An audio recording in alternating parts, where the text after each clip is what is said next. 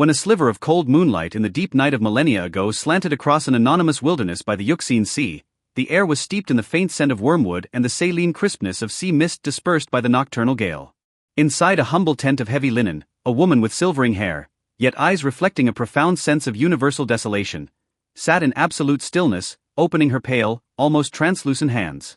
She was not concocting those fearsome draughts of old. Instead, upon a yellowed parchment, she recorded the trajectories of the stars in an exquisite, slender script. She was Medea, a woman who should have inherited a throne, yet fell from the zenith of power, exiling herself to the foreign wilds for decades.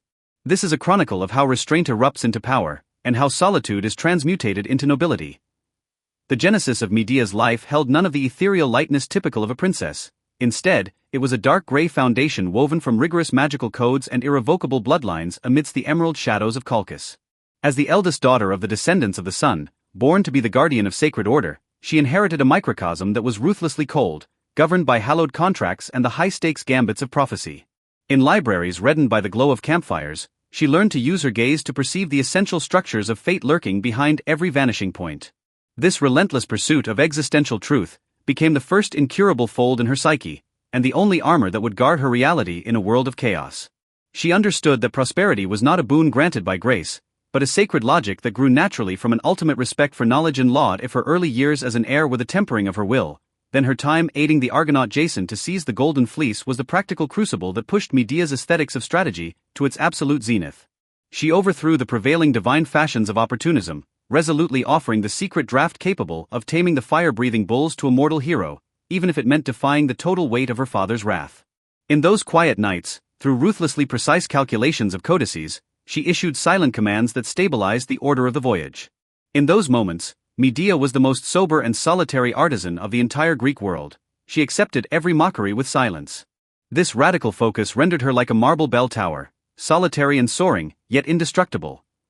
The summit of power in the eyes of the wise is often manifested as the penetration of truth. Medea gradually realized that when she eventually stepped into her journey of exile following the world-shaking vengeance, she had obtained not just freedom, but a nihility that saw through the rise and fall of all things.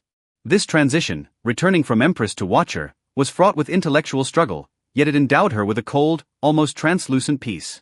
She remarked in her final resonance, "I once believed I was building the future, now I find I am merely searching for a point of convergence within the scarred fissures of memory, where the soul no longer falls." This expansive clarity became the hardest armor of her twilight years. The final mythic season of Medea was spent in a state of profound solemnity and a silence illuminated by the radiance of a sage. At the dusk of the mythic age, the rains of the Aegean fell without a sound. By then, the goddess's body had become remarkably weightless from years of melancholy. Her once heavy dark robes now hung loosely upon her slender frame. In her final conscious moments, she requested time to lead her to the window, to listen one last time to the tides, a melody belonging to her inner self, with no audience but the void. She closed her eyes, tracing a final arc of completion across her chest. She left behind no vast family treasures.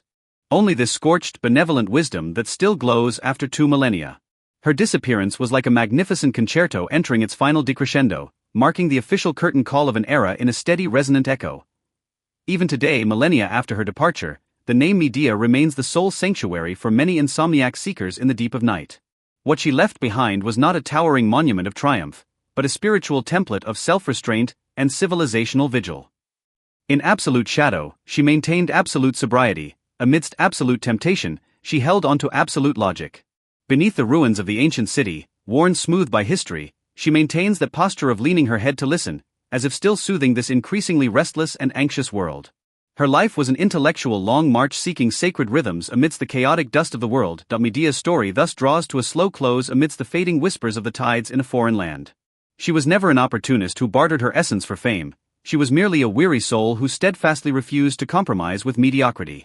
Inner tranquility is your only true and eternal refuge. Just as she did during the coldest winter nights by the Black Sea, guarding a flickering candle and searching for a fulcrum of existence through the void. Please believe that in every person's life, there is a wilderness tent of their own, a private space for dialogue with a self that requires no outward explanation. May Medea's serenity and vastness become the softest feather in your dreams, carrying you to the farthest, most tranquil shore of the soul. Good night, and may sweet dreams be with you.